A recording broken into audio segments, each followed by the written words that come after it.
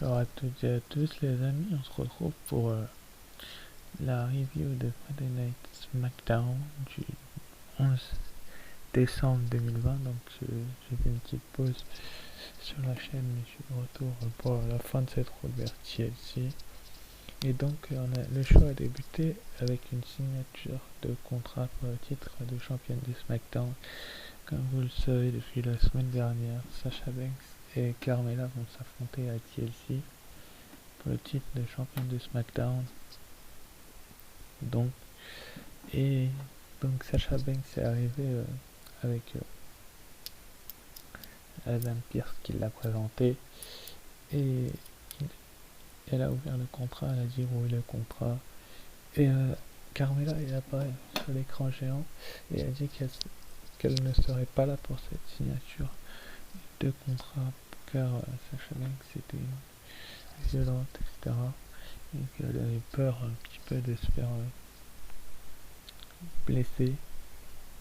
Je cherchais le mot. Alors que c'est elle qui essaye de blesser Sasha Banks depuis des mois, enfin des semaines même. Et du coup ça a permis et après du coup t'as l'associé de Carmella qui était ramené le contrat à Sasha Banks qui l'a signé et lui a dit tu vas avoir une preview de TLC et pourquoi on ferait pas ça ce soir même. Donc elle a fait un backstabber à l'associé de Carmella et elle a signé avec son tampon boss. Donc ce que je pense de cette rivalité, vous le savez très bien, c'est que le heel en général domine souvent, ça c'est vrai. Et Carmella, c'était le cas là aussi. Adam Pearce a officialisé le match pour le main event pour le titre de championne de SmackDown.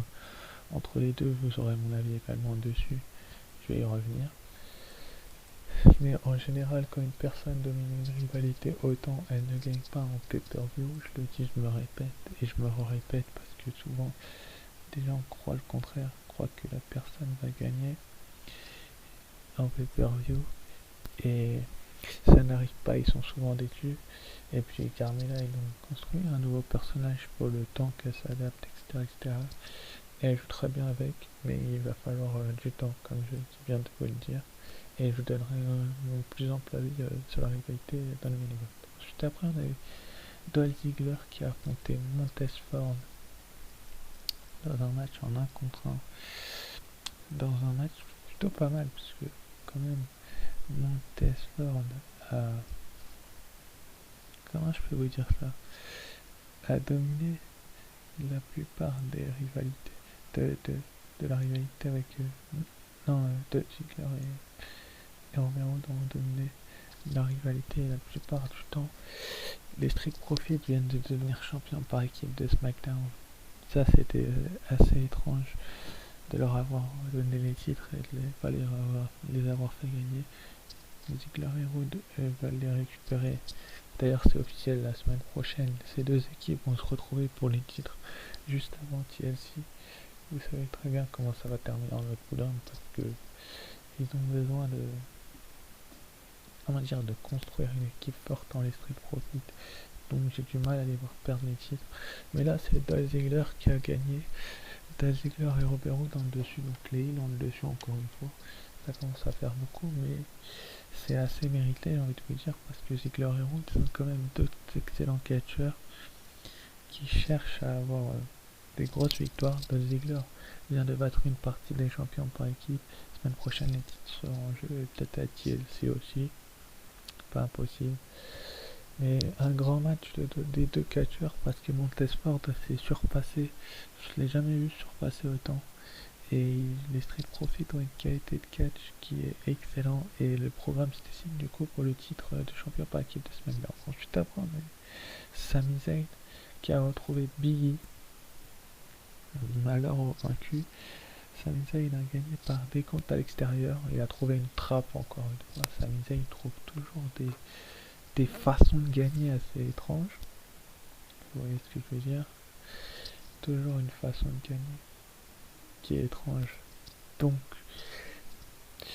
quand tu triches, ça, on t'appelle ça une trappe. On m'a appris ça à l'entraînement. Et il a trouvé une trappe, il a coincé Biggie sur le ring, il est revenu suffisamment à temps. Donc, le programme Pour le titre intercontinental se dessine également. À mon avis, le match va pas tarder à s'officialiser pour TLC entre les deux hommes. Et ça va être assez exceptionnel. D'ailleurs, j'ai oublié de le préciser, mais Bayley et Bianca Belair se rencontreront aussi la semaine prochaine sur FS1 pour le prochain SmackDown. Revenons à ce match. Biggie a littéralement dominé ce match et a promené Sami Zayn, mais Sami Zayn a été plus malin, plus vicieux, on va dire ça comme ça, et plus audacieux pour gagner ce match par comment dire, par intelligence. On va dire qu'il a été malin et intelligent, mais son règne est en train de s'estomper petit à petit. Et j'ai l'impression que c'est même la fin et que Biggie va récupérer le titre à TLC. Ce serait pas du tout étrange, ça m'étonnerait pas du tout. Et c'est un point positif du show, ce match-là, avec le Ford Ziggler. Ensuite, après, on a eu Roman Reigns, enfin Kevin Owens, qui nous a fait une petite promo où il s'en est pris à Tioso et il a demandé où était Roman Reigns. Et il s'est fait arrêter par Kayla, mais Roman Reigns a attaqué Kevin Owens. Et comme vous pouvez le voir sur cette image, il lui a mis un big boot contre la caisse. Contre la marche. Et il a frappé Kinshasa juste avant, et puis il lui a mis plusieurs coups. Et il s'est présenté à la famille de Kevin Owens et il a dit qu'il était au bout de la table. Et le chef de tribu, j'ai jamais vu Roman Reigns aussi violent avant un TLC match.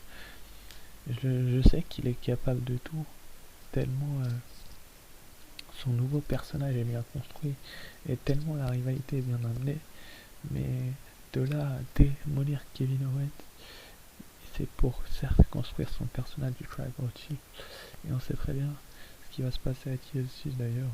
Je ferai la vidéo pronostic la semaine prochaine, juste après l'arrivée de SmackDown, qui sera sur FS1 exceptionnellement d'ailleurs. Et vous verrez bien mon avis sur le pay-per-view. D'ailleurs, l'arrivée, on verra quand je la ferai, parce que ce sera mon anniversaire et les fêtes dans la foulée. Donc, on verra bien sûr, il y aura une review en commentaire de la vidéo pronostic. Je pense que je vais faire ça comme j'avais fait pour Clash of Champions. Et puis, on se retrouvera donc, pour la review de Raw, je pense. Où il n'y aura pas de review de Raw pour celle de SmackDown d'après TLC. On verra bien. Ce qui va venir nous regardera, mais en tout cas, Roman Reigns est violent. Et il est tellement violent que il faut dire que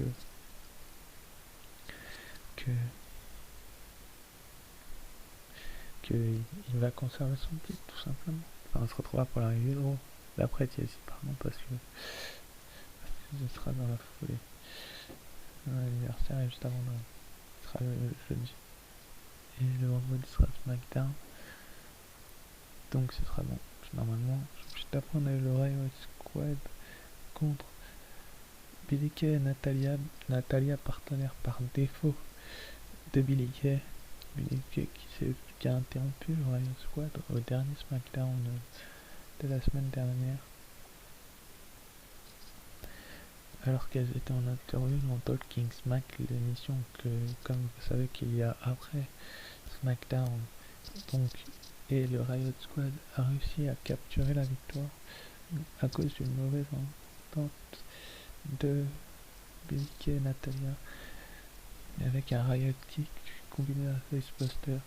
Ils ont battu Billie Kay qui n'a de cesse que de faire sa pub, la pub de ses photos. C'est marrant une fois, mais au bout de la deuxième fois tu trouves ça lassant, et c'est un point négatif du show parce que par rapport à Billie Kay, si je viens sur son match et sur son match avec Natalia, le Riot Squad a tout fait pour moi. Ils ont été seuls dans le match et ils veulent récupérer une petite paquet, penser ce qui se passera à TLC. Et je reviendrai très certainement dessus.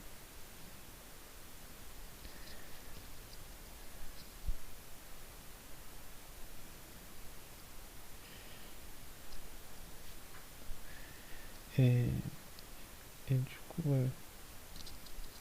ça va être compliqué de... Non, ça va être compliqué dans les vidéos en période de fête après Noël peut-être. Mais il y aura quand même une review de Raw le 22 décembre, une de SmackDown le 25 c'est ça, parce que jeudi 24, le 26, pardon. Et on va être en Royal Rumble. Juste après, on a eu Otis et Chad Gable qui ont perdu contre Cesaro et Nakamura. Et je suis assez déçu et perplexe de cette rivalité-là, parce que pour moi, Otis avait le match en main et Gable a fait une erreur en lui demandant le tag et lui a reproché ensuite. Et ça a fait perdre son équipe à Chad Gable et Otis, ça a fait perdre leur équipe. Et donc, c'était pas simple du tout d'amener les deux catcheurs en avant comme ça. Otis a démoli les deux. Il partait pour son Caterpillar et puis Chad Gable qui lui a hurlé tag, tag, tag, il l'a tagué.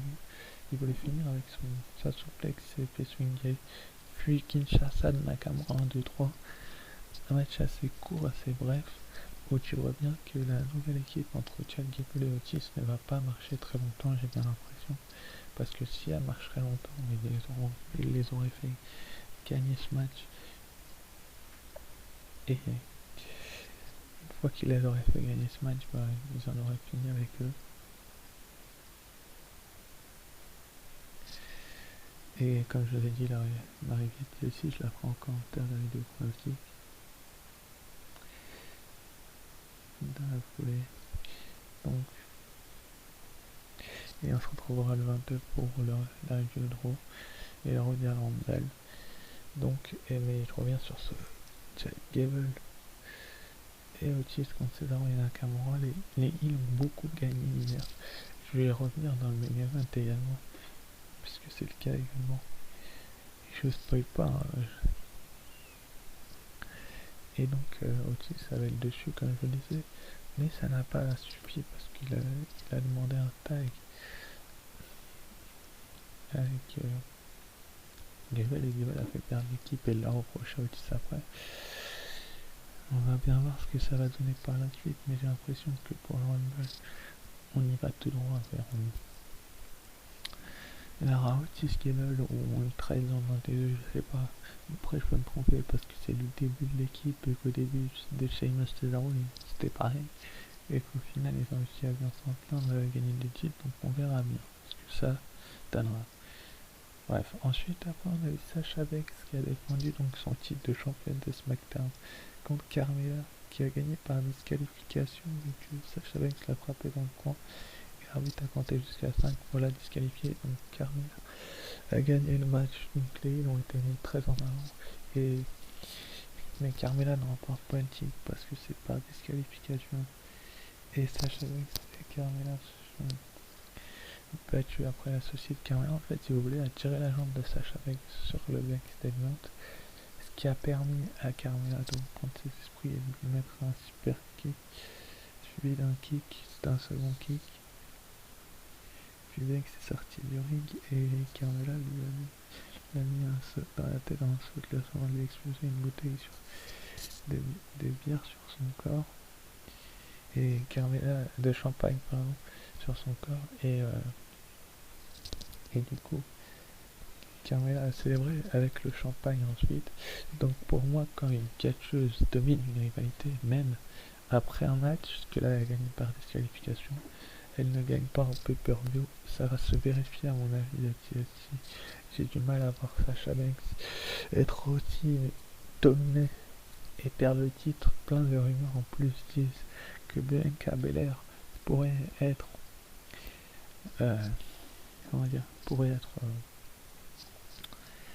mis en avant à ce moment. Voilà, je cherchais le mot. Mis en avant à ce point-là. Et elle va défier Sasha Banks à WrestleMania et c'est Bianca Belair qui prendra le titre et pas Carmella. C'est pas un nouveau personnage comme ça qui peut lui prendre le titre. Et je suis assez étonné de la construction de ce match et du résultat également, car beaucoup de personnes auraient pu penser que Sasha Banks aurait eu le droit à à être mise en avant. Elle a dominé un petit peu le match, mais elle a été plus dominée qu'autre chose. Mais du côté de TLC, ça sera une autre histoire et je pense que Sasha Banks va conserver ce titre. On se retrouve donc la semaine prochaine. À très vite. Ciao, bye.